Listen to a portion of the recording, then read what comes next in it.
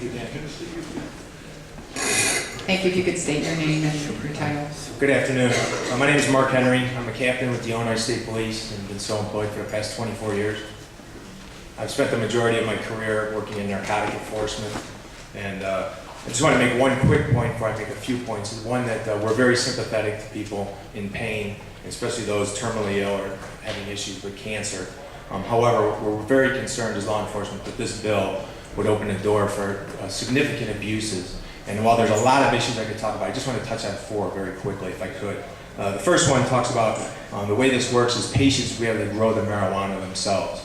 And that becomes problematic in that each patient will grow a different strength of the marijuana. So some marijuana can be 3 or 4% THC, some can be up as high as 20 or 30% THC. So how would a doctor recommend what level and how much to use of the drug, just like we do every other drug? So that is one issue right off the bat that is of concern to us.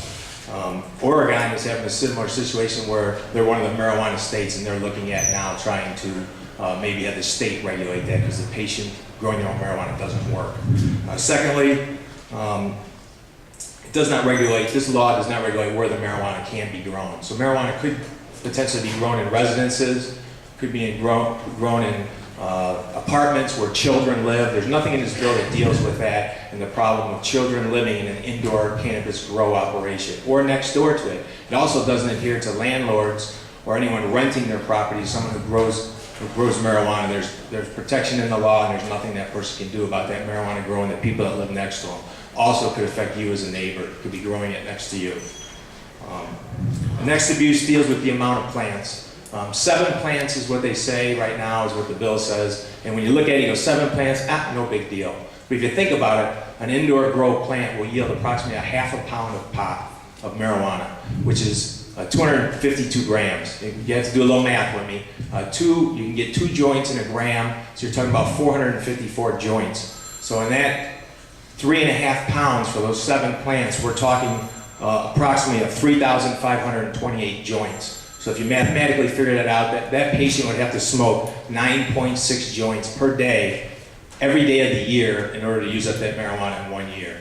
And further that, the bill says that he can have a primary caretaker grow marijuana for the patient. It doesn't say because the patient's too sick to grow marijuana themselves, it's because he can just grow. So now that number doubles in what marijuana is available to one patient, which makes no sense to us. Keep in mind that that's for one crop. Marijuana grows, you can grow a plant in as little as 60 days and as much as 16 weeks. So they could ultimately grow 3 crops conservatively in 1 year. So we're talking about a person having to smoke every 20 minutes, 365 days a year in order to use that marijuana. So it doesn't make sense the amount of plants they have in this law.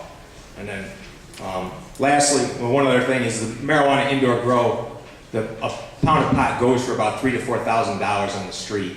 But yet the law says you can only possess 2.5 ounces. So you can possess about $600 worth of marijuana, but you're going to have $12,000 worth of marijuana, but the law doesn't address what happens to the rest of that marijuana. Are we to assume that guy will throw that marijuana away, or what will he do with it? We're concerned it could end up on the street.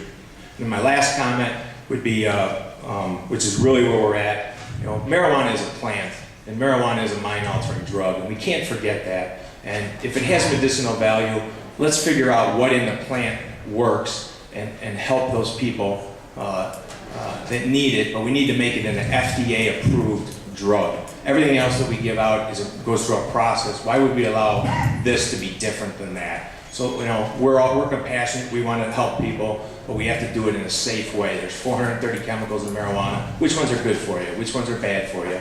We don't know. In their own study that's in the law, my last comment, they cite the 1999 National Academy of Science Institute of Medicine study, which talks about marijuana as medicine. If you actually read the law, or at least the executive summary of it, which I did, the final quote I'll leave with says, the quoted recommendation of the study, the goal of the clinical trials of smoked marijuana would not be to develop marijuana as a licensed drug, but rather to serve as a first step towards the possible development of non-smoke, rapid onset cannabinoid delivery systems. And we agree with that. Let's figure out what in this plant helps people. Morphine's a legitimate drug. It comes from a plant.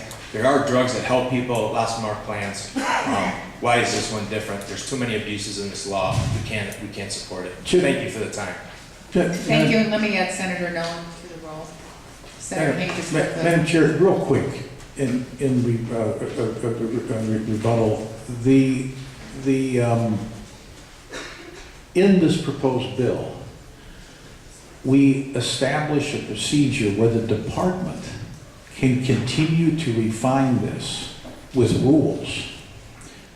And on that are representatives from law enforcement, doctors, nurses, a licensed phlebotomist, a horticulturalist, a prosecuting attorney that currently employed as a prosecutor, and not to offend the public defenders, they're on there too, but they're clearly outvoted. So all of these concerns are real. If someone next door to me, I don't know if they do or not, but if they have some marijuana plants for medicinal purposes, I wouldn't lose any sleep over it if they're dying of cancer. One last thing. In the conservative magazine, National Review, this is the magazine founded by William F. Buckley, the late William Buckley. Somebody put me onto this. The current issue, March 23rd issue, says, as I read, a year ago, candidate Obama endorsed the concept of medical marijuana and promised to stop federal raids on dispensaries in states that have passed medical marijuana laws, 14 at the latest count. 2 days after his inauguration, the Drug Enforcement Agency raided a dispensary in Lake Tahoe, and when the reporter asked Eric Holder, the Attorney General, if such raid would continue, he said no. What the president said during the campaign is now American policy. This is what the National Review said, a magazine founded by William Buckley. It said, a victory for common sense. We love it when a you victory for common sense. They endorse medical marijuana. I'm not sure about that, but they did make that point. Madam Chairman, can I rebut the rebut, please? Very Just quickly. very quickly, Sure, and we boss. have questions from committee members, and we Yes. appreciate everybody's... Just one thing, patience. one of our concerns is part of the Illinois State Police, we constantly patrol the highways, and we have a list probably of 15 or 20 just over the last several months of medical marijuana loads of drugs coming from the West Coast, either to Illinois or through Illinois. And it's that type of abuse is what we're looking at, and that's the potential of what we're looking at in this state if we were to allow this to go through as written. So we can't oppose that. Thank you very much for your comments. Any committee member discussion on this or